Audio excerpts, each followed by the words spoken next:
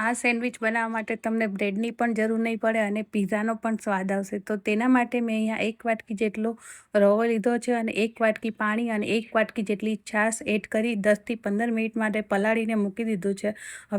હવે તેમાં ઝીણી સમારેલી ડુંગળી, કેપ્સિકમ અને બાફેલી મકાઈ એડ કરીશું અને તેમાં 1.5થી 2 ચમચી જેટલી ચીલી ફ્લેક્સ, 1થી 1.5 ચમચી જેટલો ઓરેગાનો અને અડધી ચમચી જેટલું મીઠું એડ કરીશ. મીઠું બહુ એડ નથી કરવાનું કેમ કે ઓરેગાનોમાં મીઠું હોય જ છે. તો એકદમ સરસ રીતે આપણે તેને પહેલાં મિક્સ કરી લઈશું, થોડું એવું પાણી નાખી અને થોડું થીક બેટર રાખવાનું છે, જેથી કરીને આપણે ફરીથી પાણી એડ કરવું પડે તો વાંધો ના આવે. હવે તેમાં 1 પાઉચ જેટલો મેં અહીંયા ઈનો એડ કર્યો છે અને ફરીથી થોડું એવું પાણી નાખી એકદમ સરસ રીતે આપણે મિક્સ કરી લઈશું અને તેનું બેટર તૈયાર કરી લઈશું.